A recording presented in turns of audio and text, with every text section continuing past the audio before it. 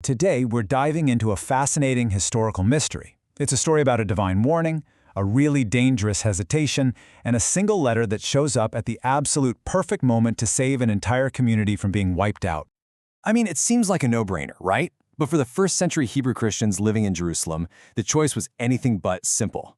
They had been warned by God to get out, but so many of them stayed, just paralyzed. What could possibly be strong enough to make you ignore a direct command to save your own life?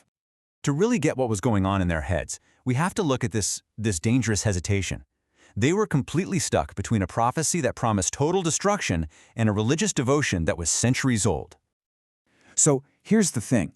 Jesus himself had told his followers that when they saw certain signs that were now popping up everywhere, they needed to flee Jerusalem and Judea and not waste a second. By the early 60s AD, those signs were impossible to ignore. The Roman Empire was squeezing tighter, there was unrest in the streets, and you can bet church leaders were reminding people of this prophecy. But still, a strange and really dangerous reluctance took hold. And this quote, this shows you just how serious this was. This wasn't just about being sad to leave home. No, the idea of leaving was so unbearable that many were actually walking away from their new faith just so they could stay. The stakes were just unbelievably high. So what was going on in the world around them to cause this kind of terror? Well, the Jerusalem of this era was an absolute powder keg. It was a pressure cooker of corruption, violence, and political chaos, and it was spinning faster and faster towards an all-out war with Rome. You can just see how quickly things fell apart right here. In just a handful of years, Judea burned through a whole series of corrupt Roman governors. Felix was basically an extortionist. His replacement, Festus, dies in office, and with no Roman authority ready to step in, boom, a power vacuum opens up, leading to total anarchy. The entire region was crawling with gangs and rebels. It was a complete and utter breakdown of law and order. And this chaos wasn't some distant political problem. It was hitting people right where they lived. The author of Hebrews talks directly about this suffering, reminding the people how they were publicly humiliated, how they had their property stolen. At first, it was just part of the general lawlessness, a terrible situation where everybody was suffering. But soon, the danger was going to get a lot more personal. And this is where things get specific and deadly. During that power vacuum after Festus died, this rash high priest named Ananus, a Sadducee from the ruling class that just despised Christians, he seized his chance. He had James, the brother of Jesus, and the leader of the church in Jerusalem, illegally condemned and stoned to death. The threat wasn't just a theory anymore. Their leader had been murdered, and still, they hesitated. Why? The answer is found in an unbreakable bond. A bond not just to a city, but to an entire way of life, an entire system of worship that defined exactly who they were. See, to be a Jew in the first century meant you were connected to the temple. These Mosaical institutions, the sacrifices, the priests, the festivals, this wasn't just, tradition. This was the way God himself had set up for people to worship him. For these Hebrew Christians, believing in Jesus didn't get rid of their Jewish identity. They saw it as the ultimate fulfillment of it. And right here, this is their unique problem. The church had already figured out that Gentile believers didn't have to follow the law of Moses. But for Jewish believers, it was a totally different story. The book of Acts tells us there were thousands in Jerusalem who believed in Jesus and also were, quote, zealously observing the law. For them, leaving Jerusalem meant leaving the temple. It felt like they were abandoning the only right way to worship God. It must have felt like an impossible choice.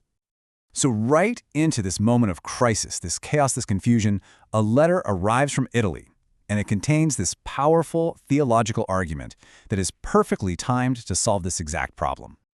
So, how can we be so sure about the timing? Well, it boils down to some pretty incredible historical detective work. Okay, first clue. We know the author is writing from Italy and seems to be free, which probably means this is after Paul's 2-year house arrest in Rome. Second, the letter mentions that the readers had not yet resisted unto blood, which places it right before James was martyred. And finally, we know the letter was out there and being read because Peter seems to refer to it in his own second letter. When you put all those clues together, they point to a very, very specific window of time, right around 61 AD. Slap bang in the middle of the governmental anarchy, just as persecution was ramping up, and at the exact moment the Hebrew Christians were frozen with indecision. You couldn't have planned the timing any better. So what did this letter actually say? Well, it delivered the ultimate argument, specifically engineered to break down the very foundation of why they were so reluctant to leave. The Epistle to the Hebrews, as we call it now, just systematically explains that the entire Mosaical system, the temple, the sacrifices, the whole shebang, was always meant to be temporary. It was all just a shadow pointing to the real thing, which was found in Christ. The letter argues that the Old Covenant was now obsolete, and its physical destruction was right around the corner. It's basically saying you are not abandoning God by leaving the temple. You are moving forward with God into the new thing He's doing. This argument gave them the theological freedom they needed to obey the command to flee. So this letter, it wasn't some general philosophical essay. No way. It was a targeted intervention. As one historian puts it, the epistle strikes at the very root of all their dangers and distresses. It was designed from the ground up to dismantle the religious chains that were holding them in a city that was doomed. Okay, so why is digging into all this history so important? Because it reveals that this letter wasn't just about abstract ideas, it was a life-saving rescue mission. Because less than a decade after this letter was written, that prophecy came true. In the year 70 AD, after a horrible siege, Roman armies smashed through the walls of Jerusalem. They destroyed the city and they burned the temple to the ground. The very heart of the Mosaical system, the very thing these believers were so terrified to leave, was completely and utterly gone. And the historical record, backed up by writers like Eusebius, tells us the Christians weren't there. The letter was signally effectual. In other words, it worked. Freed from their yoke of bondage to the old system, they listened to the warning. They fled Jerusalem before the final siege began, and they were saved. This deep, intellectual argument led to a very real physical deliverance. And all this leaves us with a final thought, doesn't it? We often read ancient writings like they're just timeless documents. But when you understand the urgent, life-or-death situation they were written in, the why behind them, it can completely change how you understand what they say. It turns a theological essay into the letter that saved a people.